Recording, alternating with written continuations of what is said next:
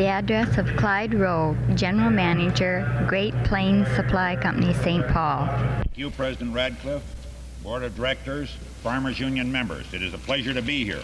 I think he skipped one very important thing that the farmers should do, that is to belong to the right farm organization. Now, I'm sorry that I was not here last year. I had a dentist make a little slip in my mouth, and they finally got it pretty well healed up. And I'm very happy to be back. I know Mr. Thatcher last year gave you a very nice talk. I know he talked about what we expected Great Plains to do. We expected at this time a year ago to have a much better year, and the one that ended on May 31st of 1963 than we'd ever had before, and this did come true. You know, so many times we live in expectation. We always hope that we'll have a better year. We hope that things will come out better. We tell the stockholders this type of thing, and then it comes to the end and we got to say, well, something went wrong. This time it did not go wrong. We had a year of $15 million in volume. In 1955 our volume was $6 million a year, and it has come up constantly until we had the best year in our history this last fiscal year. We had everything in our favor. We had good crops through the Dakotas. We had a pretty fair farm price, and we have a good crew that we're working with and a bunch of real loyal farmers. Together, it made success. We also had the biggest net savings or earnings the company has ever had. Out of this, we could pay bigger dividends. We could give more money to the farmers' unions in the various states. This past year,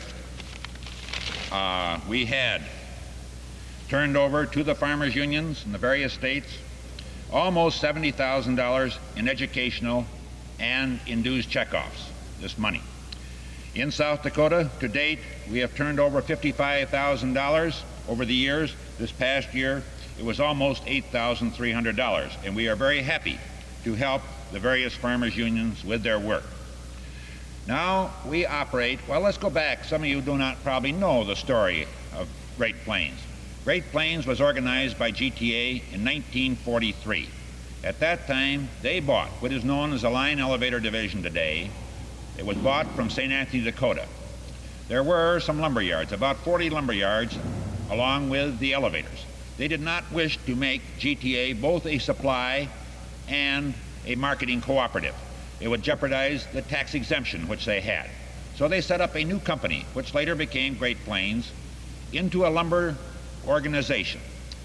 This company got its start by lending them money, and to date, nobody has ever put any money into Great Plains. All of our money is made by the retention of savings.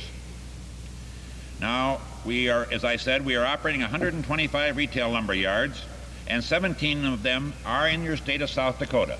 We are growing in all the states, and in South Dakota we have grown at a medium rate each year. A year ago we started a yard which we bought from Central Lumber Company at Lemon, South Dakota. I am very happy to report that this yard is very successful. We have come along in sales and savings. Of course, we know that it is much easier to operate when you have crops, such as we had in the Lemon area last year, and have good crops again out there this year. During this past year, we had the chance to buy from Hayes Lucas, or from UBC as it is now known, the yard at Flandreau, South Dakota. We now, starting last July, operate the yard at Flandreau, South Dakota, and if any of you live in that area, we certainly will be more than happy to have you come in for service. Now, as I've stated before, Great Plains Supply Company is Farmers Union all the way.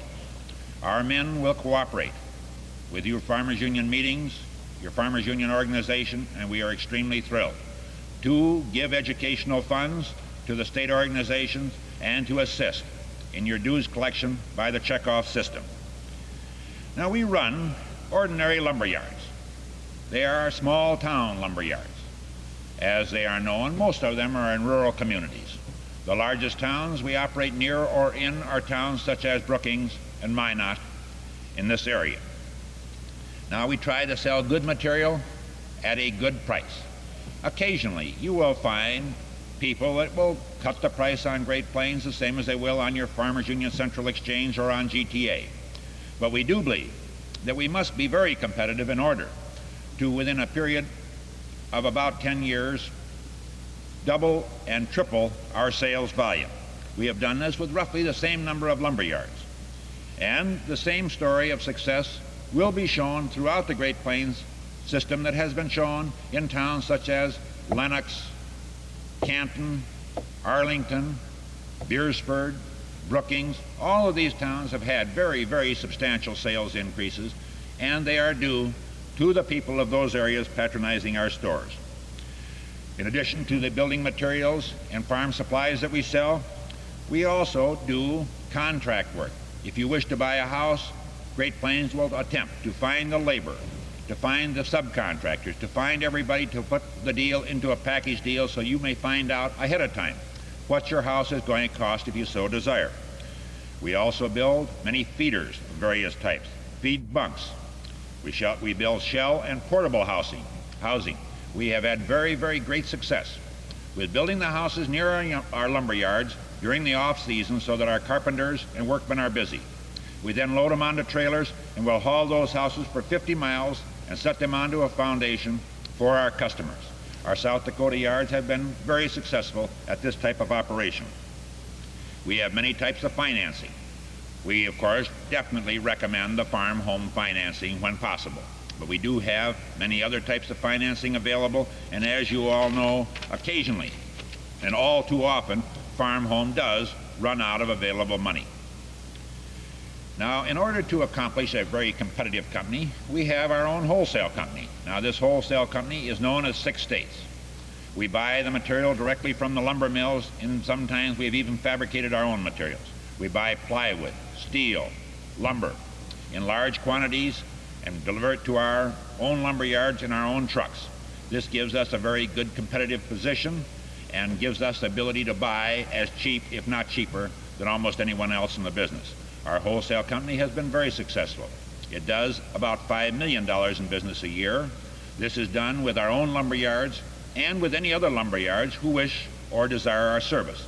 We do not have a field service. We do not have salesmen. We do not buy stakes. We do not do anything for our managers or for the managers of other cooperatives that do business with us. But we do pay out 100% cash dividends. We do a good job of buying material and having large patronage dividends.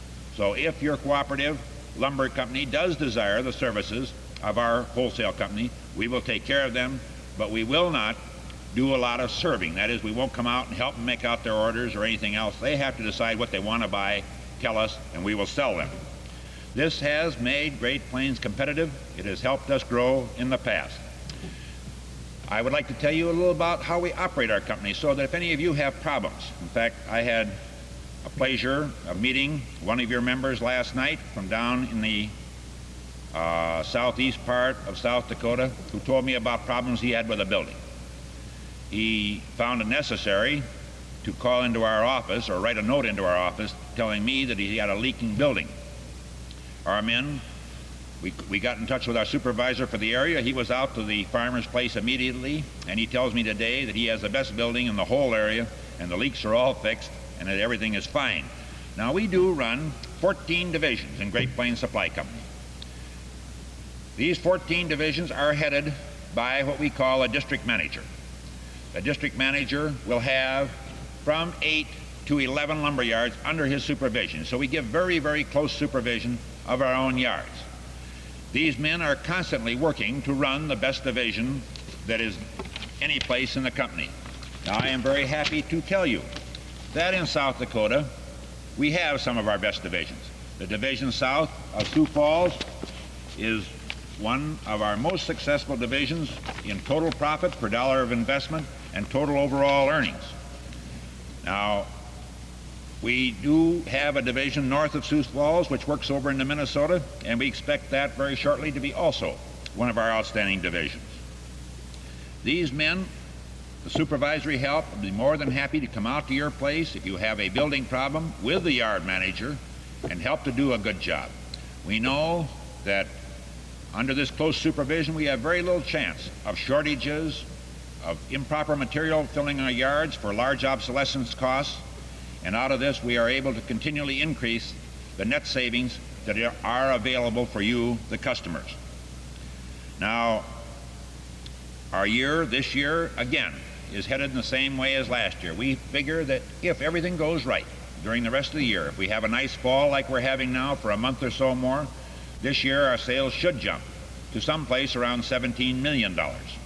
If we can keep up this rate, pretty soon we will have a cooperative that we can all be proud of, like you have in GTA and in Central Exchange. Of course, we that work for Great Plains have this as an aim in mind, and we certainly hope we can get there real fast, and we can, with the support of the farm people who act not only as customers, but as salesmen. When you have people in your area that want various projects done, I certainly hope that you will get in touch with your nearest Great Plains yard. Now, many times, our yards can deliver material 50, 60, 70 miles from their yards and do it profitably. I know one of our board members bought from Arlington and had it delivered way out past Aberdeen, out to Mina. Those kind of sales are valuable to a company such as ours. They do tend to increase the volume, and they do increase the savings. Now, there's one other thing I'd like to tell you about, and I certainly hope that some of you can take the time to follow through. In December, GTA has a meeting in St. Paul. I certainly hope that all of you are there for the meeting. I hope that the crowds are as big as they have been in the past, if not bigger. I think at times like this, when we need our cooperatives, we should show that interest, and if at all possible, try to be there. The meetings are exceptionally interesting, and they do teach all of us what it means to cooperate. Now, while you are there, the Capitol Room in the St. Paul Hotel has a display by Great Plains. In this display, we have pictures of projects, we have materials we sell, we have drawings for prizes and everything of that type, and we certainly like to have people come in and see this display. We also register our stockholders at that time for our annual meeting, which takes place on Thursday of that week. Now, here is what I'm trying to eventually getting to. We are now a $5 million capital company. Your savings at book figures in Great Plains are $5 million. We still have to borrow $5 million from GTA during the heavier periods of the year, and sometimes a little more. But we have a $5 million company. That's a lot of money. And do you know, at some years we have a tough time having a quorum at the meeting? All the farmers, which equal hundreds of, or actually thousands and thousands of members, and it is tough to find at times 50 farmers to attend one of these meetings. We have other farm groups in the area who would love to own this cooperative, and many of them are members because of the checkoff in Great Plains Supply Company. If sometime these people should come into our meeting, our present directors, who are 100% Farmers Union, could be replaced by NFO members or by Farm Bureau members if we don't have more than just a handful of our stockholders present at these meetings. At that time, we review our operations. We tell you how we have made our money, where we have made our money, and what can be done to increase the net savings for the year. I certainly hope that more and more people will take an interest and show up at these meetings in St. Paul. Sometime we might not even end up with a meeting because of a lack of a quorum. And I think that would be quite a disgrace when it only takes about 50 people and we have almost 100,000 stockholders.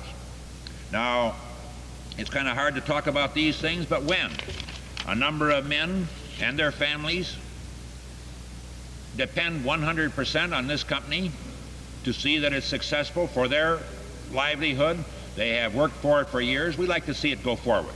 And as we do go forward, we love to see our stockholders there with us. And of course, the people that are here today, I know that at least 5 or 10 of the members here today will be at the meeting. We have one of your men from Brookings right behind me that hasn't missed in many, many years. And I certainly hope that we will see more of you at GTA, more at our show, and more at our annual meeting. And I wish to thank you again for the fine showing that you have helped us make in South Dakota. Thank you very much. The address of Les Gravelle, Manager, Farmers Union Livestock Commission. Vice President Peets, Board of Directors, members of the Farmers Union. Very happy to be here again this year. I've attended a good many of your conventions, enjoyed all of them. I've heard a lot of interesting talks here, interesting remarks. One of them that really rang home is when they said, market your products in the right place. To me, that means a lot. We talk about our Central Exchange, GTA. They all have a big place. The GATA wouldn't have much to do if it wasn't for livestock. About 75% of the income of the farmers of South Dakota comes from their livestock. So we're all pretty well tied in there together. And in order for these people to raise the crop, of course, they need the Central Exchange, so we all get in there some way or another. We know that these people in South Dakota, in fact, the farmers of America, have done an enviable job in these last few years in production. In fact, it's even worked to a disadvantage. We produce too much, too fast. But there's a lot more to do. You're going to have to do a whole lot more than you have done in the past if you're going to keep up. We have this population explosion, if you want to call it that, where we get about 10,000 new customers each day. And they talk about 1% more calves or 2% more. It takes about 2% more now to keep up with the population increase. And people are eating more meat, eating about 175 pounds per person now, annually. And from the years there, from 53 to 62, it increased 1% a year.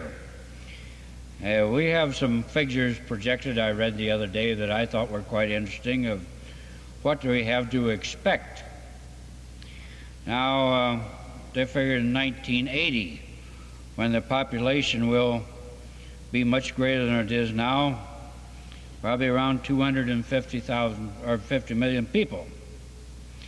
I think that it'll take about 50% more production than we have at present, and that's only 17 years from now. So it looks like we just won't be able to quit running, or we will be in trouble again. In 1962, in South Dakota, they had 2,390,000 hogs.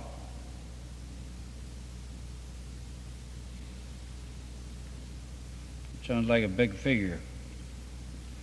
And for 1980, I figure it'll take 5 million.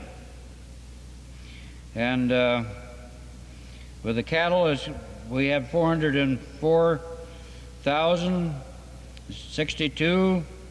I figure it will take 1 million in 1980. And so on, they have more figures. I think it'll take 58% more milk and 43% more eggs. So we can see what we have to do. But we can do a lot more than we do know. We have a lot of things that they haven't even released yet for production, for greater production. I don't know how far they'll go with this irrigation. No one knows. People that make studies are quite worried now about the water supply in the United States. Or the speaker say a while back, he says, I'm not worried about in 50 or 100 years. He says, I'm worried in the next 5 to 10 years. But they have a lot of fertilizers and other things that they have kept, maybe kind of capped, you might say, for the time being. But eventually they will come out. We have been on the market in Sioux Falls, as you know, since 1929, when it was started by Minnesota farmers, Iowa, South Dakota. Give a better market for your livestock. And we think that we have done just that. I know that many of us don't think our market is good enough. We don't think so either.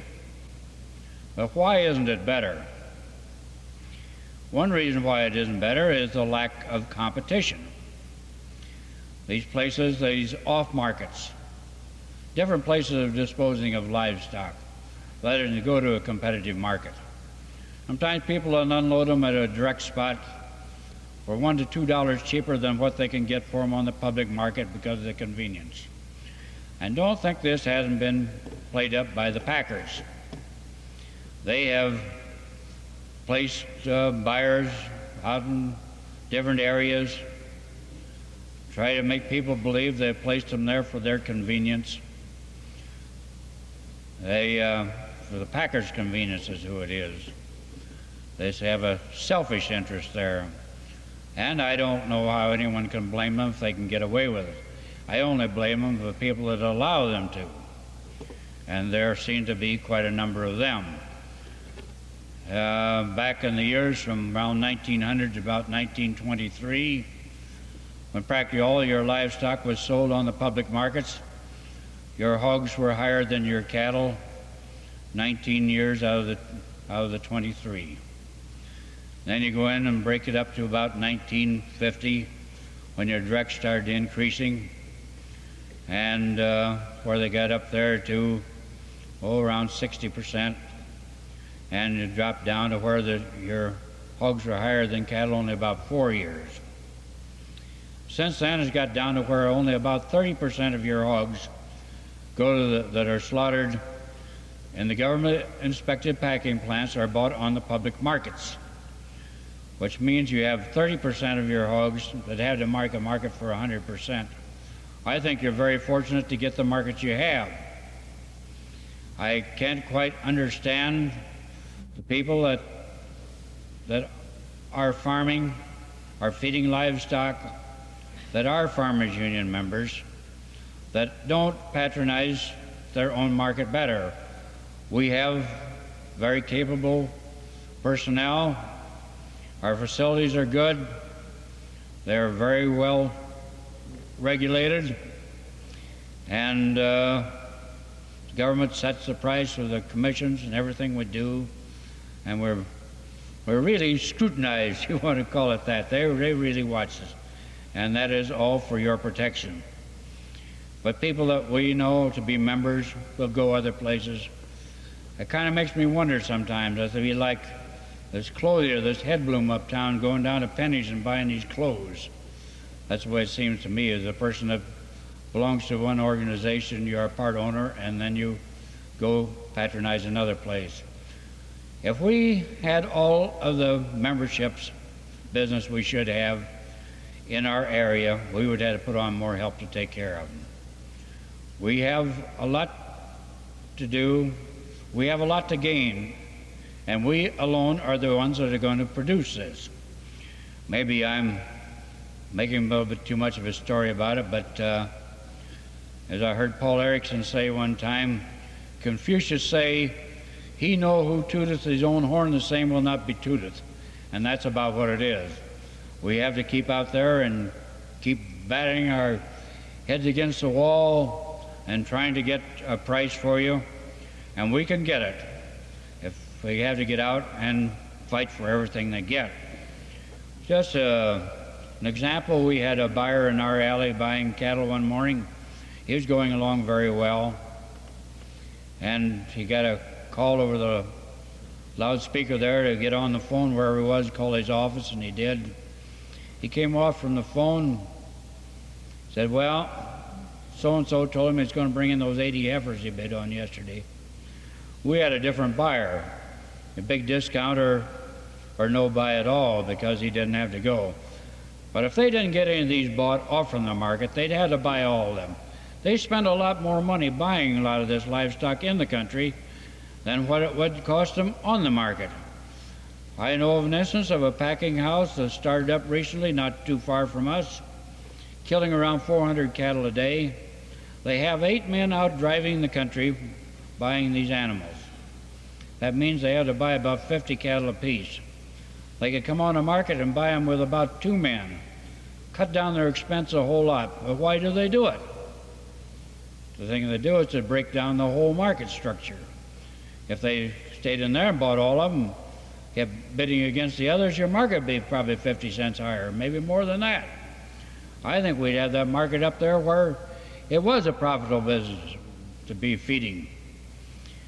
Have livestock of any kind, cattle, hogs, sheep, or what have you. We have the same trouble in all of them. We don't know what's going to happen with our market this year. These feeders are kind of slow in buying. They're not quite ready. A lot of them are still harvesting some beans, or most of the silos they finally got through with. But a lot of these cattle the last year were sold for less than what they cost when they were purchased in the fall. And of course I can't keep that up. Of course I don't think that the people that had to produce these cattle on the ranches were overpaid. I think our whole trouble is our meat isn't bringing enough when it's sold from the packers to the retailers. The dressed beef prices are not so high, but we had to go in the shops and pay more for this meat now than what we used to have to pay when the cattle were at a peak. Of course, that's a condition that's hard to overcome as long as you have your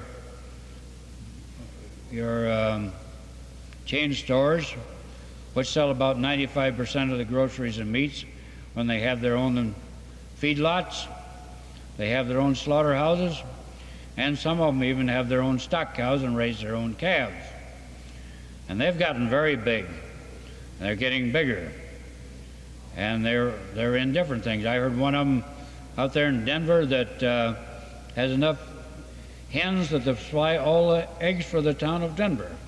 And that's getting to be a pretty big city now. But those are the things you had to compete against. And if you're ever going to get out and make a go of this, I don't know how you can do it, but what you get to stick together and do it cooperatively. This thing has got too big for individuals to handle, and you folks are in there. I know quite a number of you people that have retired, people that I've seen around for the last 35 years on the market.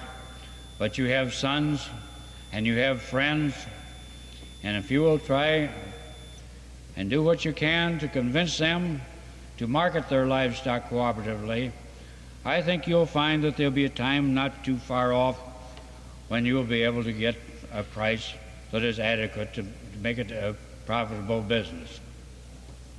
As people travel around and you see these people and see how they're working and how they're trying, and it seems to be fruitless, I think that it isn't anything that you can't do something about yourself.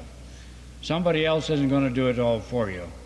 If you don't want to do it yourself, why, that's probably just won't happen to happen. So, with those remarks, I'm going to close. I'll see some of you around here the rest of the day. And if you have any livestock ready to sell, if we can be of any service to you at any time, I feel free to call on us. I left a few cards out there in the lobby for you to fill in with the number of livestock you have, or if you want somebody to come out and take a look at them. That is part of our service. We're very happy to do it. This year we've been kind of unfortunate, though.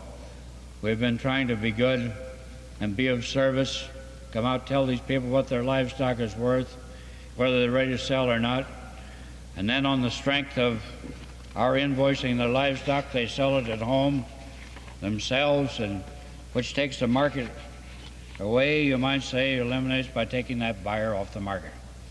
With those remarks, I thank you very kindly. The address of Dail Gibbs, Manager, South Dakota R.E.A. And Board of Directors and guests and members of South Dakota Farmers Union. Again, it's certainly a privilege for me to have an opportunity to visit with you people on a problem which is mutual to the rural electrification program and also, of course, the Farmers Union people. I also want to express on the part of myself and the South Dakota Rural Electric Association staff and Board of Directors the fine cooperation that we get from the state South Dakota Farmers Union organization. I'd also like to compliment you on the fine staff that the South Dakota Farmers Union people have. The dedication that these people have toward agriculture and farm people certainly serves as a notice for all of us working for agriculture. We had a tough year, some ups and downs, I guess probably maybe a little more down than up.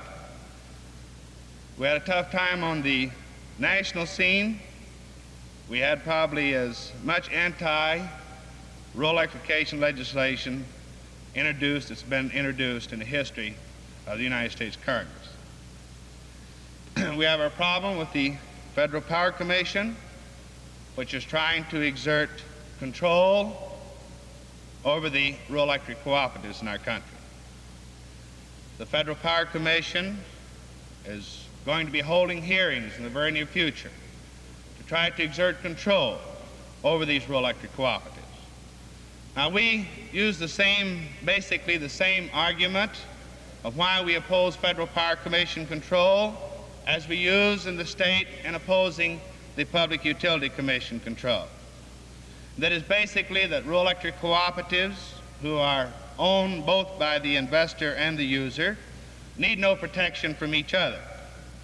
We were successful, I believe, in pointing this out to the general public in our state, and we hope with the national organization of the rural electric cooperatives and with the help certainly of your national organization and labor and other organizations, we will be able to do as well on the national level.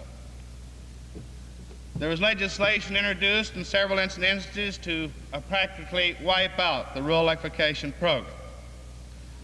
More specifically, legislation was introduced to try to control or to stop our generation and transmission loans. We feel that in the next few years, that if the power companies are successful in their goals to stop our generation and transmission loans, of course they will stop the most effective means that they have at their hands to control the yardstick which the rural electric cooperatives are offering in the utility business. Also, there was attempts to raise the interest rate. Now, this wasn't new. It seems that the attempts were just more vigorous.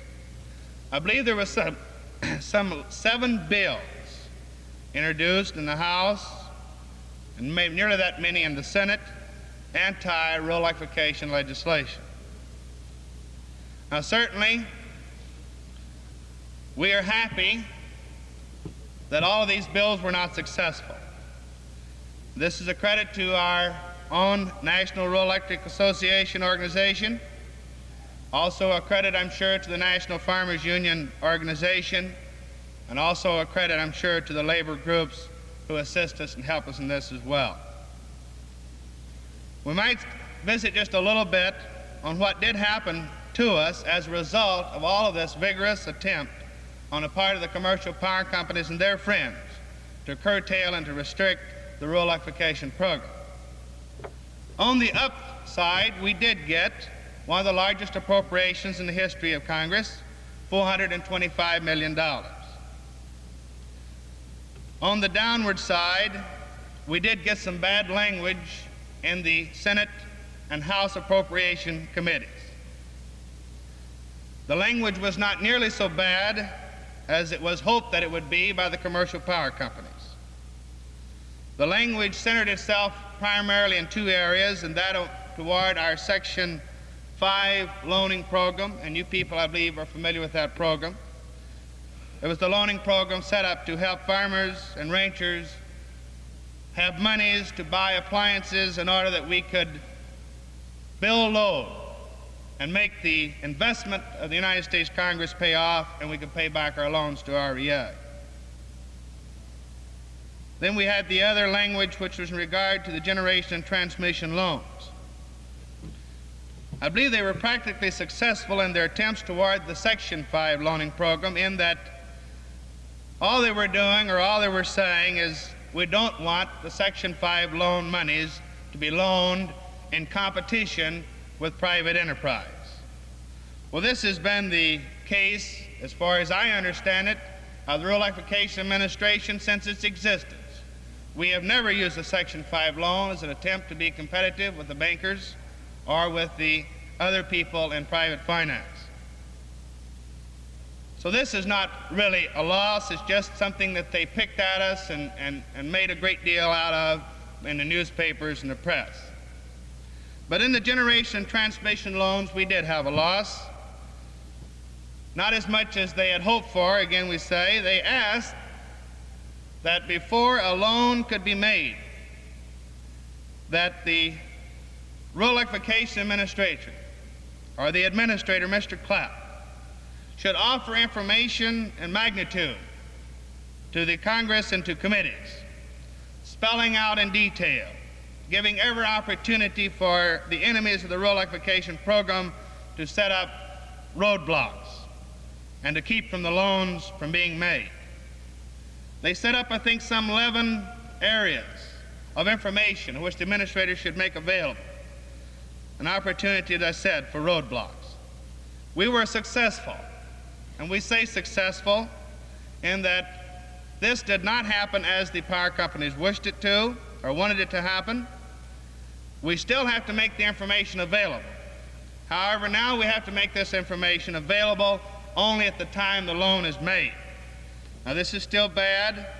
It's bad in the instance that it gives another propaganda opportunity for the commercial power companies and their friends in the press to hit at us and pick at us and cause us to lose in the public eyes. Also, the Generation Transmission Loan and Program is a program that the power companies probably will never give up on. And as long as the rural electric cooperatives are in business, we're going to have to protect what has been termed the lifeblood of our systems, and that is of generation. Leaving the national scene, I would like to visit just a couple of minutes and what has happened to us on the state level. I know that your president, Mr. Radcliffe, has explained from time to time this problem to you. I know that also Lloyd Ernst, the South Dakota Association of Cooperatives Executive Secretary, visited with you briefly earlier yesterday in this regard. But we felt that probably the rural electrification program in South Dakota got the greatest slam in its history during the last legislature, in that we asked for legislation and our own bill was turned inside out and given back to the rural electric people, and what's worse, it was tried by many legislators to sell the general public that we got what we asked for. The rural electric cooperatives, as many of you are aware, asked for the problem of serving in the areas that are next to cities and towns. This bill says that when the area is annexed, that we have to sell out if the power companies want us. Now, we need your help. We need the help of the Farmers Union. We need your help especially because we know that your organizations, your county organizations, are much stronger, and we have to say a little bit with tongue in cheek that you've done a better job at education with your people possibly than we have. We're going to continue our fight for security of our territories. And in closing, I would like to sum up the reasons why we must have legislation in security of our territories. This is due to the restrictions placed on the rural electric cooperatives for borrowing money from R.E.A. at 2%. Rural electric cooperatives are not allowed to enter into towns of 1,500 over, are not allowed to use borrowed monies to offer services to people receiving central station service. Also, the fact that the rural electric cooperatives in South Dakota have over 5,000 idle services. And due to the fact in South Dakota rural electric members have less than 20% equity in their systems, and the fact that the rural electric cooperatives in South Dakota still have $80 million to pay off to R.E.A. Rural electric cooperatives must be able to maintain service areas they presently have, especially those areas in and around towns, which are the only areas that the rural electric cooperatives cover which are developing and growing. A loss of territorial rights can only eventually result in fewer people to pay off the obligations to R.E.A. When the rural electric cooperatives are pushed further and further back, this can even mean a rate increase to members. If rural electric cooperatives are ever to be independent without the need of monies from R.E.A., they must have security in territories and security in generation. These people who propose to push the rural electric cooperatives back and back, in essence, are pushing them in a situation to always need low interest monies, even probably lower than 2%, if they are still to maintain the area coverage principle. Mr. President, I would like to conclude with those remarks. I would also like to do something maybe a little bit different in conclusion here. The Farmers Union, you know, are proud of their Mr. Patton. I'm sure the GTA of Mr. Thatcher. We have a distinguished gentleman in our group, a person who is in South Dakota to address two of our rural electric cooperatives annual meeting in Plankington this afternoon and in Douglas this evening. One of the reasons that I myself will not have the opportunity to be at your usual fine banquet. So I would like at this time to introduce a person who's a champion, I'm sure, of the causes of which the Farmers Union fight for, a champion for agriculture, and certainly a champion for the rural electrification program close to all you people's hearts. And this is our own Clyde Ellis, the national manager of the NRECA. Mr. Ellis, would you stand up and let them meet you, please?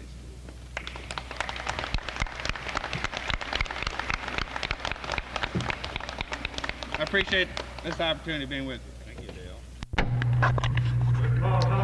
The address of George Bickel, Assistant to the President, Rocky Mountain Farmers Union. Mr. Radcliffe, Mr. Vice President and members of the Farmers Union, having a stranger run in on you like this, you ought to at least know who I am. I'm the 13th child in a farm family.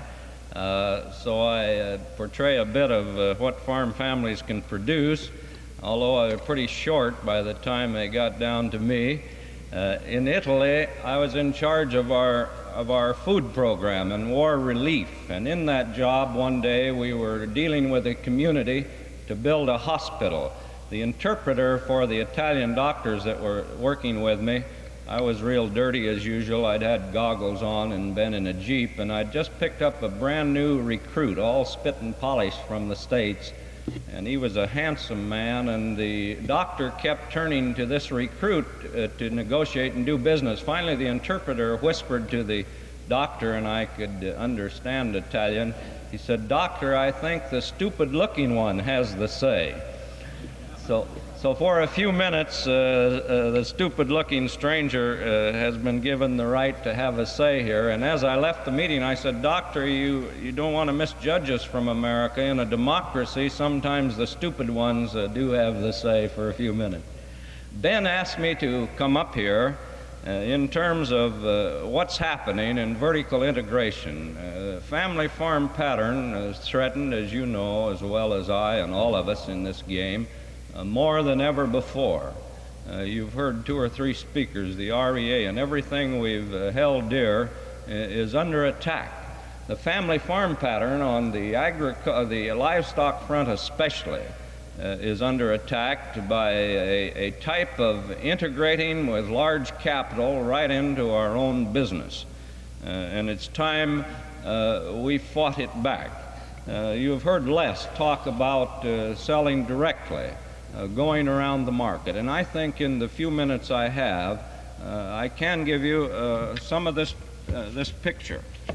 Incidentally, we have just done a study, Les, if you're here, on going around the market on pencil shrink. We studied 80,000 head of cattle bought by packers in the country. We found they were cheating the producer by $10.40 per head average on 1,000-pound choice steers. $10.40 per head is quite a difference. We found that of 80,000, pencil shrink was taken at 4%, the highest shrink was 3%, up to 250 miles. Under that, it dropped to as low as 2.5%. That's $10.40 for the privilege of being independent, selling on your own farm and letting them affix a pencil shrink. At the same time, your livestock are not in the market to help determine price. And this is the thing that makes three markets. In Colorado, we have had a tremendous growth of chain store and corporate packing operations. I had time this morning to see your two feedlots around Huron. One a lot around the armor company to give them a hedging factor against markets, so that if markets are firm, they can slaughter from their own lots. Although it's small, it isn't the type of thing we're up against in Denver. Another, commercial independent feeders who see that there is a need for year-round fat cattle, and if farmers aren't going to step in and provide it with cooperative feedlots, they're doing it.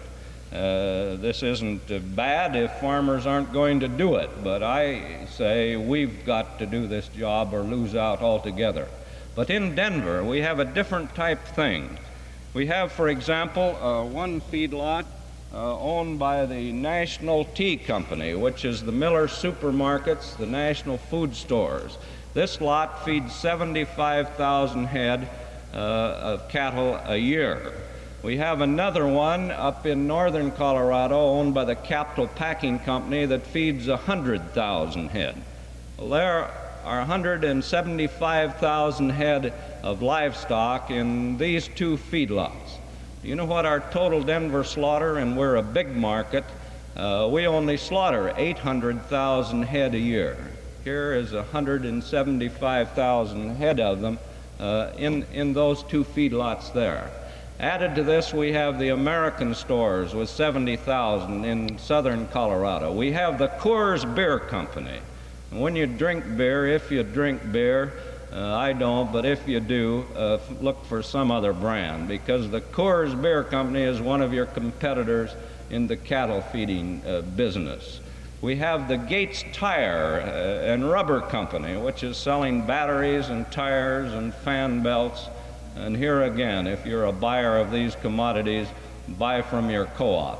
They too have moved in the cattle ranching business in Colorado and now have 70,000 acres of that prime ranch land up in North Park. The National Tea Company, the picture I showed you here, we made a study recently when the cattle price break came, this last break last March, which reduced the price of cattle from 29.5 cents, I'm speaking of fat cattle, choice grade as an example, from 29.5 cents down to 22 cents. Do you know how much loss this is to the farm producer? This is $70 per critter. When this thing occurred, Lael Schmidt of our Rocky Mountain Farmers Union and I went back to the Pogue Subcommittee on Agriculture to present what had happened.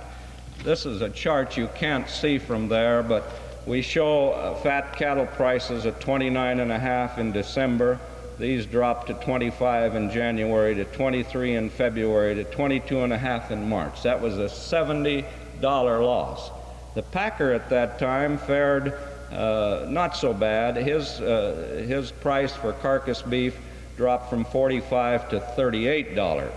But when you got down to the 480 pounds of cut-up beef from this 1,000-pound carcass, forgetting the offal and all of this, just the 480 pounds of dressed beef, the chain store price remained from December through March at an average of 68 cents a pound in Denver, which picked up an increase in the spread of $46 a critter.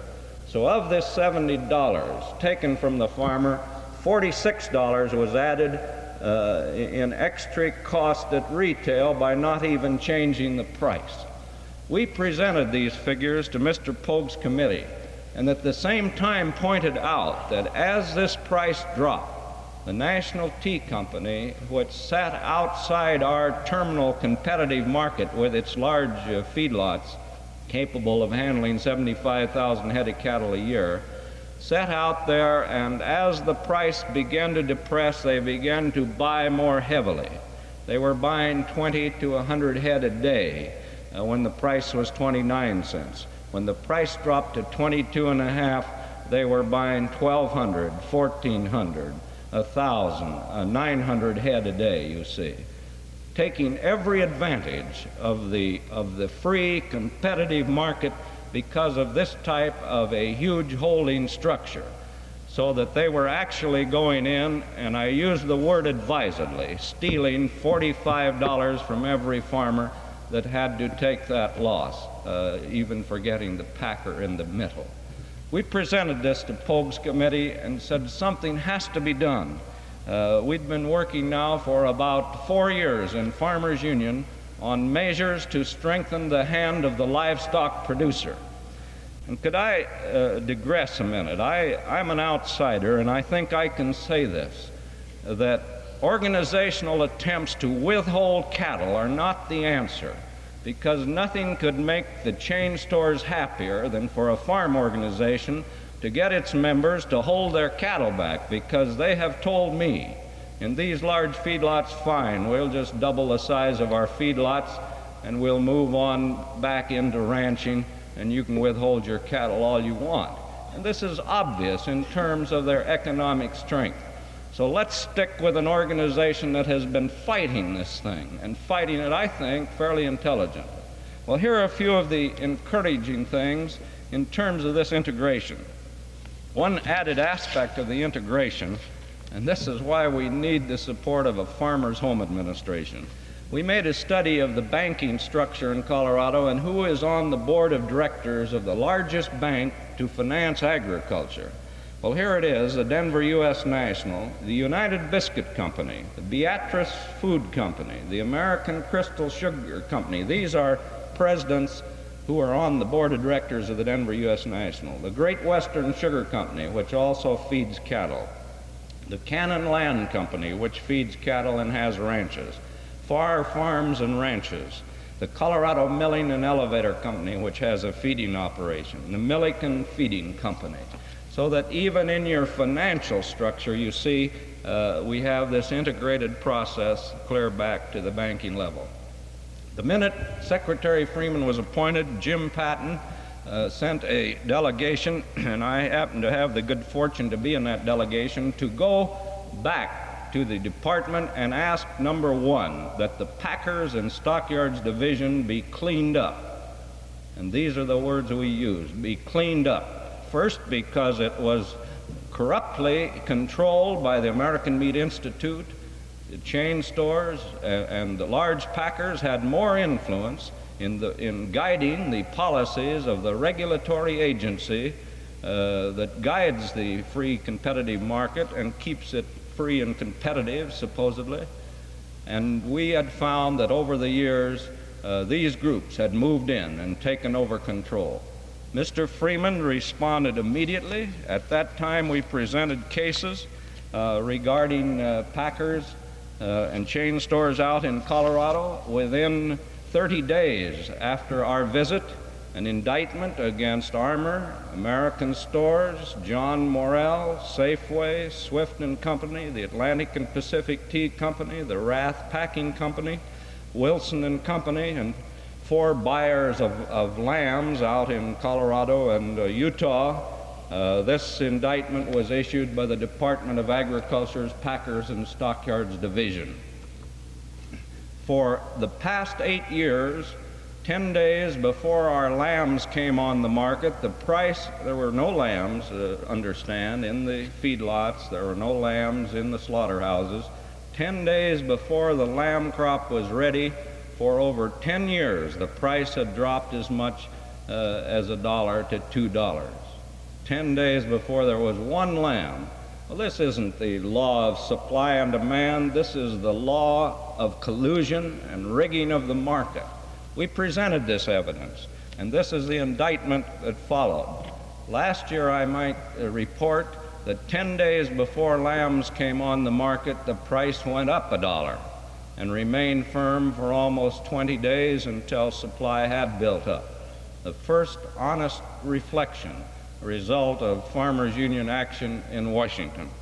At the same time, we asked Mr. Freeman to get rid of the director of the P&S, and he did.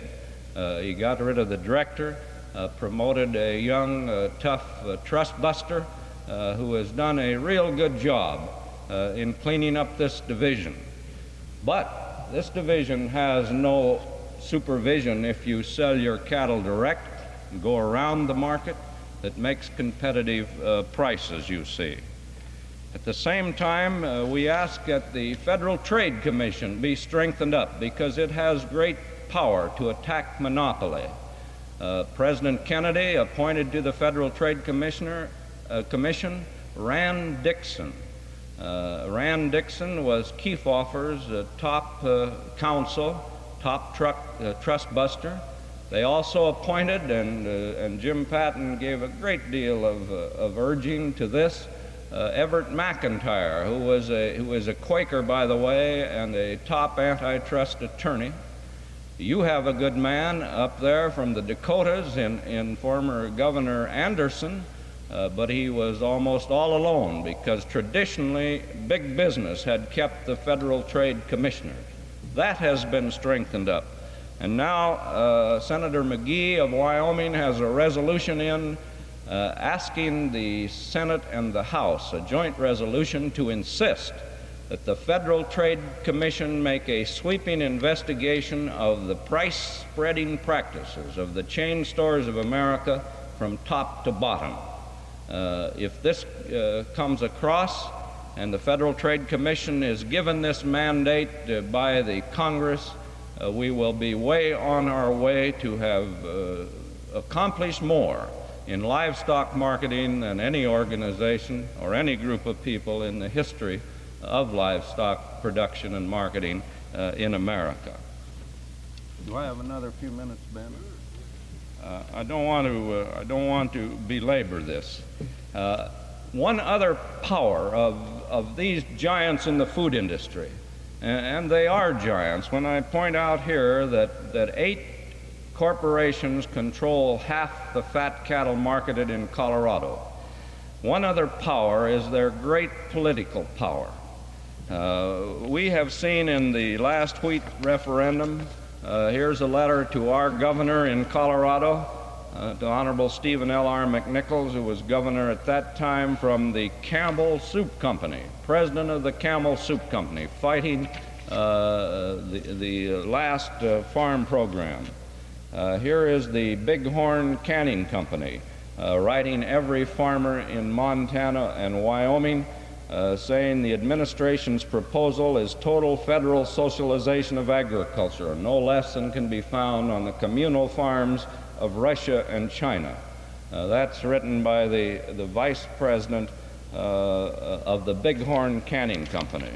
Here is the president of the Cooner-Empson Company, which you will know back here more likely by Stokely Van Camps. Stokely Van Camps has taken over this company. Here's a paragraph out of their letter to farmers in Colorado and Utah. Although the administration's proposal is total federal socialization of agriculture, no less than can be found on the communal farms of Russia and China. The Bighorn Canning Company, the Camel Soup Company, the Cooner-Empson, the Stokely Van Camps wrote the letter on the same typewriter. Here's the United Biscuit Company telling our governor why he should use all his political power to defeat the wheat referendum, because they wouldn't be able to buy flour from soft wheat if this passed, and this would put 6,000 men out of work in Denver. Here is the Council for Economic Development, which says, well, we've got to get rid of 2 million farm people anyway, and who are they? The same people, the president of Swift and Company, United Biscuit, Pillsbury, the president of Hormel, the president of Heinz, the president of Swift, the California Packing Company, Mr. Murphy of the Camel Soup Company, the National Dairy Products, the Quaker Oats Company. This is the type of lineup that comes politically along with the power of the vertical integrator to control the feedlot, the ranch behind the feedlot, the packing plant, and the retail distributing outlet. Farmers Union has asked the House Small Business Committee to prepare legislation, and that has been prepared in the Roosevelt bill to make it illegal, to make it unlawful for a chain store, a retailer, to engage in food processing, in ranching, in farming, in cattle feeding. There is a precedent for that. As some of you older men know, the large packers, the big five in that day, were put out of the retail business by a Supreme Court edict called a consent decree. They agreed to get out of the retail business to prevent them from being brought up for criminal action for antitrust law violation. Swift and Company today cannot engage in retail business, and yet we have allowed this new group of giants in the retail business to grow up back into cattle feeding, back up into feedlot, back up into ranching as they are. This is a political fight as well as an economic one. We don't solve it by not selling our cattle, by withholding and merely strengthening their economic hand. We solve it by cooperative marketing of our livestock. We have organized the first cooperative grazing association in Colorado. 40 families have gone together, have extra grass that can carry 40 to 50 extra head of their cattle on a cooperative grazing association. Farmers Home Administration helped us tremendously on this.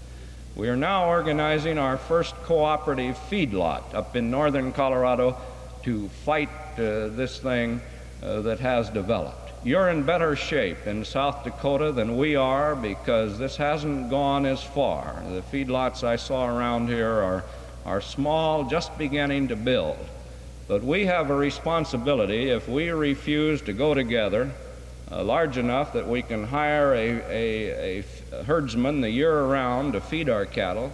We have a responsibility if we refuse to feed cattle in the summer because the chain store bounces right back and says, well, heck, you only have fat cattle in January and December and February and March, and we need them the year around. This is true. But this can be solved real easily on a cooperative pattern. We think that's one of the answers, plus strengthening the antitrust arm of our government. When war comes along, you forget antitrust enforcement, and the government and the people say to the corporation, get bigger and bigger and produce all you can, forget the law.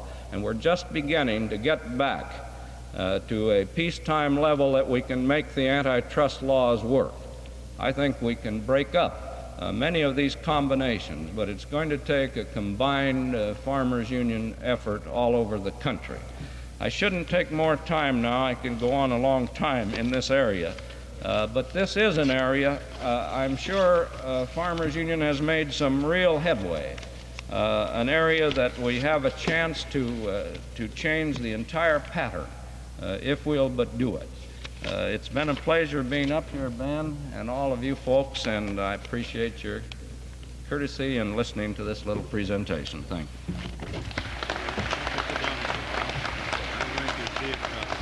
You hear that, George?